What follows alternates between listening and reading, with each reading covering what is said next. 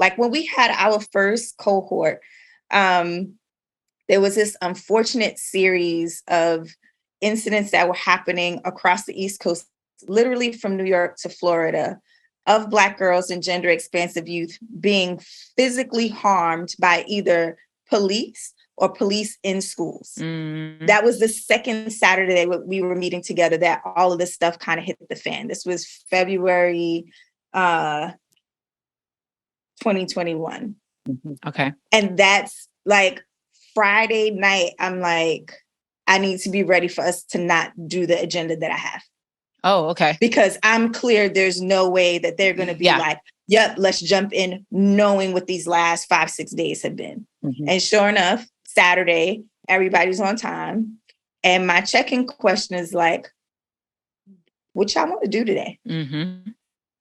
Because I'm clear that this whole week has been a mess.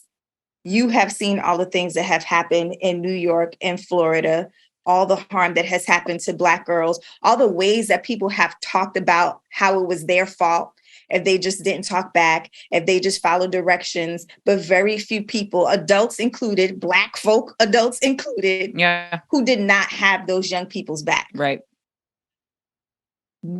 How do y'all want to do Saturday?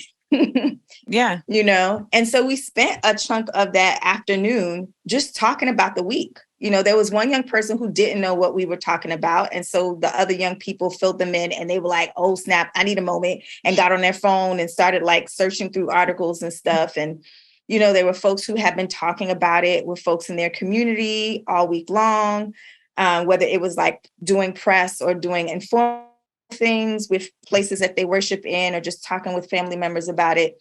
But that's how we spent the first chunk of that Saturday, just giving space for them to talk through what they were feeling, what they were experiencing, and then slowly moved into the agenda for the day.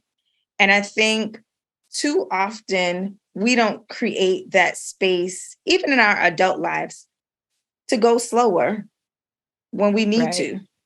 And I think especially folks who identify as folks of color and Indigenous people, especially Black folks, that like push through theme can get you but so far.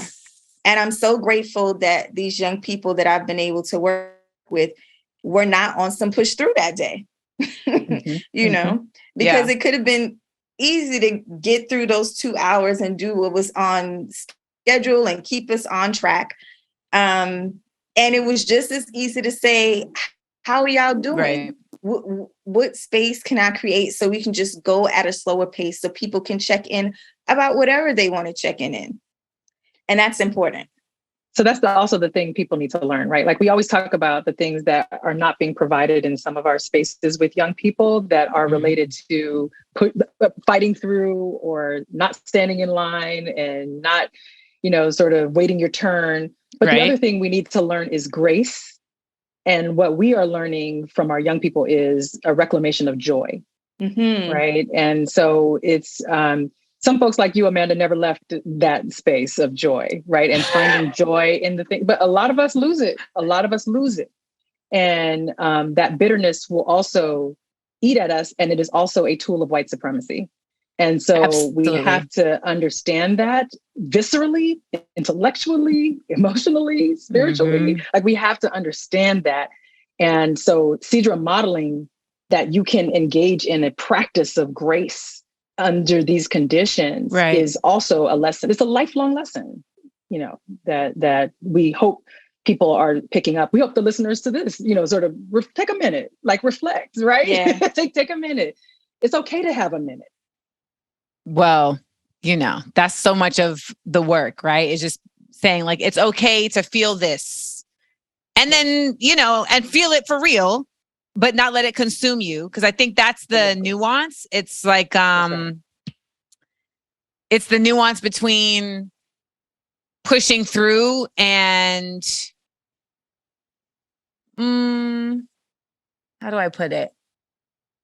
I feel like sometimes there's a narrative that says like, you need to feel everything at all times. And I feel like that's also its own dance with young folks, right? It's like, okay, like, I'm not saying that this doesn't need to be dealt with. I just don't know that this is like the right time to deal with this. And so then as we are adults and we grow up, like, you know, it's like learning the nuance between controlling your feelings and having control of your feelings, right? Like, I think in some cases, it's like you're being told, like, control your feelings is actually synonymous with don't have feelings. Like, don't feel no about this. Don't express yourself.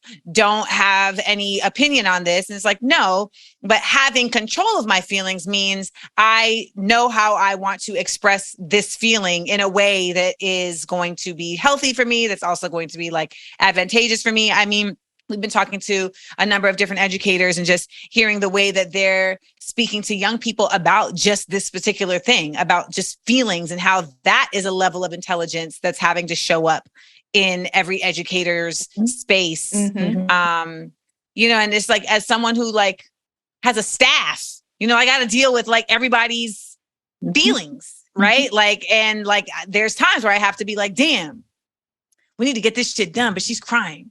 So what's wrong? Like, I can't, you know, like, we have to, like, no, I don't have to talk. I don't need to talk about it right now. Yes, you do, because you're crying. Like, what monster would I be if I was like, fuck your tears? I need that spreadsheet.